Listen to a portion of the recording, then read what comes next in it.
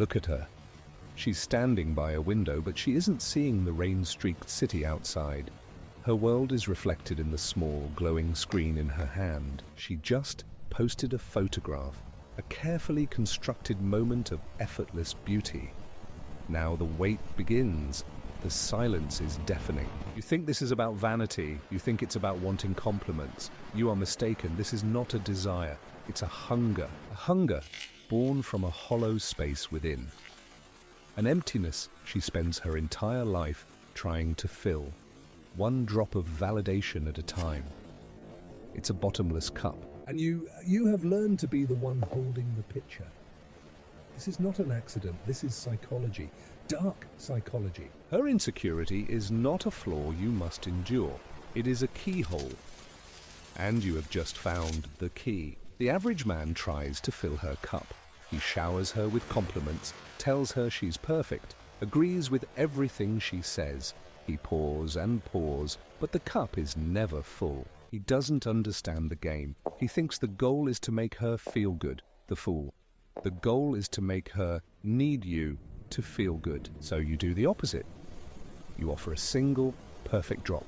A specific, detailed compliment that feels like a revelation to her. The way you tilted your head in that photo, it shows a vulnerability most people are too afraid to reveal. It's not about her beauty. It's about her essence. You validated something she wasn't even sure anyone could see. Something she secretly hoped was true about herself.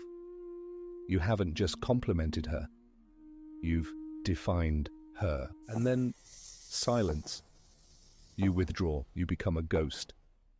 Your validation, which just felt like a revelation, is now a mystery. Her mind will race. What did I do wrong? Was it not as good as I thought? She will replay your words, your single drop of praise, over and over. She will post again and again, not for the crowd, not anymore. She is performing for an audience of one, for you. This is intermittent reinforcement, the most powerful addictive force known to psychology. It's the principle that slot machines are built on. Sometimes she pulls the lever and gets nothing. Silence. Emptiness. Sometimes she gets that single, perfect drop. The jackpot. You are not her lover, her friend, or her partner. You have become her addiction, her drug of choice. Let's consider the case of Eleanor and Julian.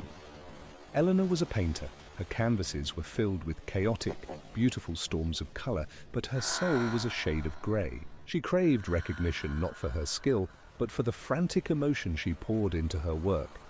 She wanted someone to see the sadness behind the paint. Julian didn't talk about the colors or the technique. He walked into her studio, looked at her most chaotic piece, and said one thing. "This one," he said, his voice quiet but absolute. "This is a portrait of a beautiful scream." He didn't praise her. He dissected her. He showed her the reflection of her own pain, but he framed it as something beautiful, something unique. From that day on, every brushstroke was for him. She began to paint not what she felt, but what she thought he would find beautifully tragic. He would visit, praise one piece with a cutting insight, and ignore 5 others. He cultivated her insecurity like a rare, poisonous flower. Her world shrank until the only light was the approval in his eyes. He had absolute power, not by building her up, but by becoming the only one who could. Now the revelation, the truth you have been feeling in your gut. This power is not about giving her what she wants. It is about becoming what she needs. Her insecurity is a compass without a north. It spins wildly, searching for a fixed point. You do not point her north. You become her north. She no longer asks, "Am I good enough?" She asks, "Am I good enough for him?" You have replaced her internal monologue with your external judgment. This is absolute power. It's the power to shape another person's reality, to become the sun in their sky, so that when you turn away, all they feel is cold and shadow. She will rearrange her life, her friends, her very identity to stay in your light. She will shed parts of herself that you do not validate until she is a perfect reflection of what you find worthy. But here is the final chilling truth. The price of this power. To be her mirror, you must stare into it constantly. To be her sun, you must constantly burn. Your focus on her becomes an obsession. Her need for validation is mirrored by your need to be the one who provides it. Your power is also your prison.